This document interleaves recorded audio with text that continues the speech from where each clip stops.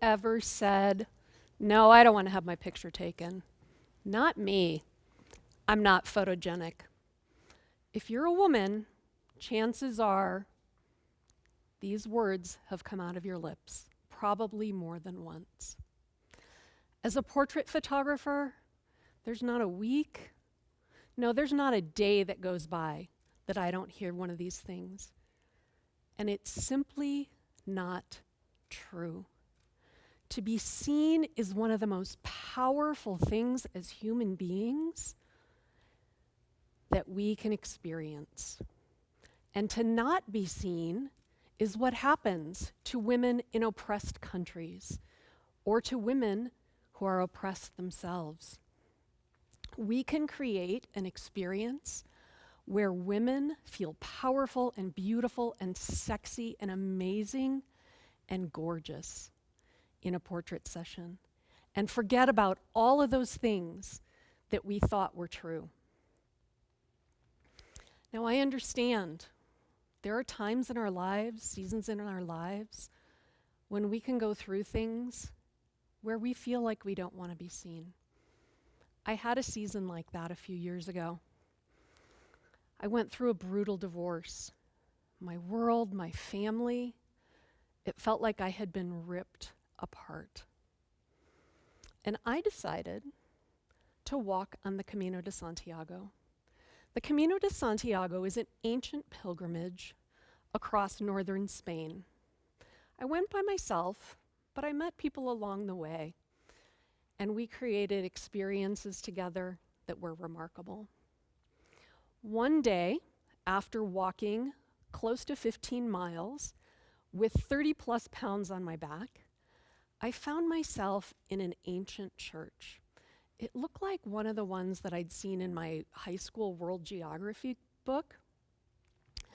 It was probably an ancient Roman pagan temple. And as I sat there on the bench that was hard and cold, I was uncomfortable, I was tired, I was hungry. But I sat there and I let the words wash over me. And all of a sudden, out of the corner of the room, I heard the most beautiful voice singing the sweetest song. Amazing grace, how sweet the sound to save a wretch like me. I once was lost, but now I'm found. Tears started to pour down my cheeks. And I kept crying. The song continued. Was grace that made me see.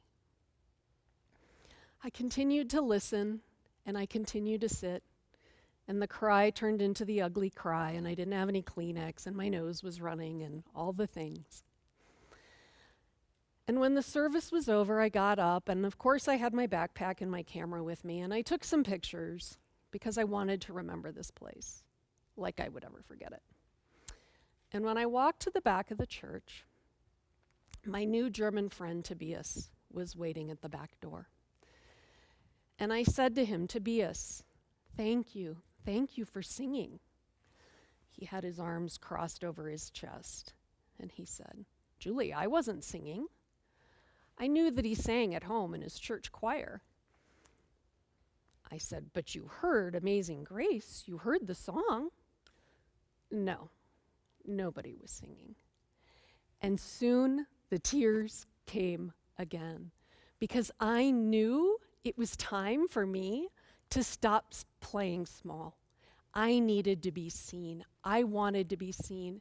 It was time for me to elevate not only myself, but other women as well. And that's when I came home and I started to photograph people, portraits, and mostly women. And I have some stories of some of those women that I would like to share with you today. This woman was raised in a culture, she explained to me, that if you were given a compliment, you said, oh, no, I'm not that. Or no, she's not really whatever the compliment was. She is an incredibly accomplished woman. She's a professional classical pianist. She's a martial artist, a black belt, and a business owner. And when she came in for her portraits, she wanted to see the confidence in herself that she had forgotten. This photograph, she told me, is how I want to see myself every day. This is what I want to remember. Now, she had been raised in a culture, she had no bad feelings about the way that she was raised. She was proud of it. And now it's time for her to shine and to elevate herself and to live her very best life. This woman came to me for some business branding. She grew up on a farm, but she wanted to go full glam, and she wanted to do a little bit of a Marilyn Monroe vibe. So we even put the little dimple or the mole on there, and she got the Marilyn Monroe look that she wanted. And we did some kind of serious ones for her business, and we also did some that were a little more fun and some glitter and some sparkles. And when we looked at the photographs, she started to cry. And she said, "Julie, is that me? That's me? That's really me?" "Yes, it is. That's really you." She saw a sparkle that she hadn't seen in a while. When she came back to pick up her portraits, she told me that the day that she'd had her portrait session, she had learned that she was diabetic. And you know what I've done since then, Julie? I've exercised every day. I've changed the way I'm eating. Oh, and by the way, my business is growing. I'm out there in the world so much more than I ever was. Now, this woman came to me for an author photograph for her book. She's a special education teacher, she's a grandma, and she wanted to have some pictures for this new book that's being published.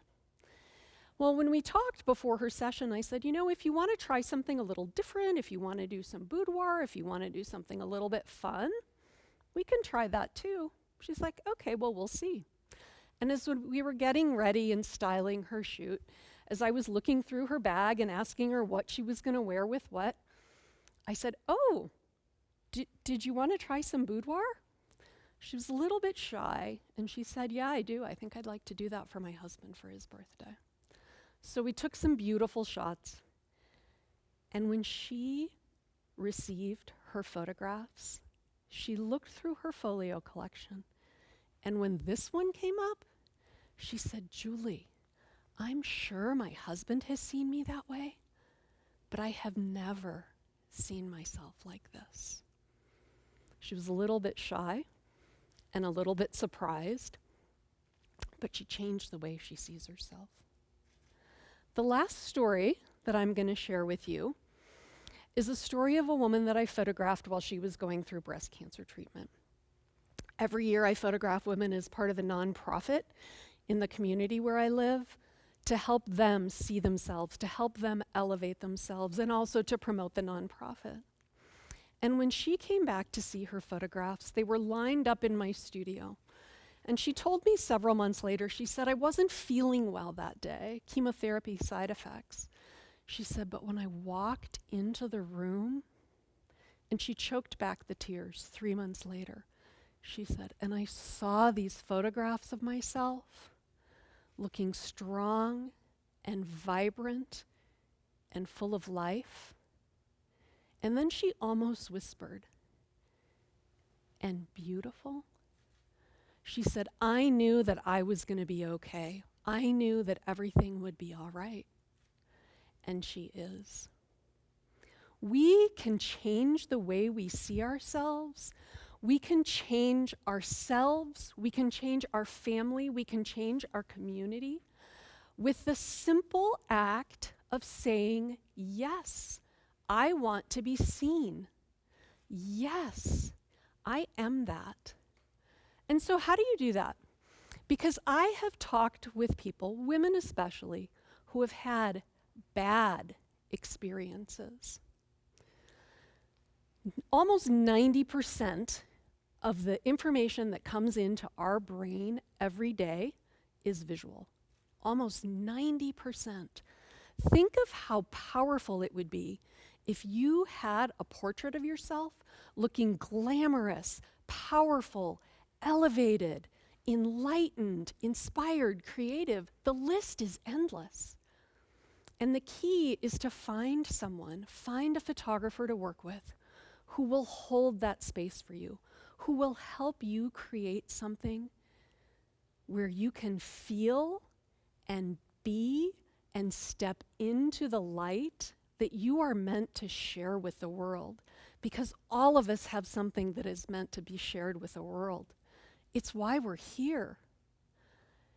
No more playing small. No more saying, oh no, not me. It's time for us as women to create our legacy, to move forward into the future, to be seen as we are right here, right now, today. Thank you.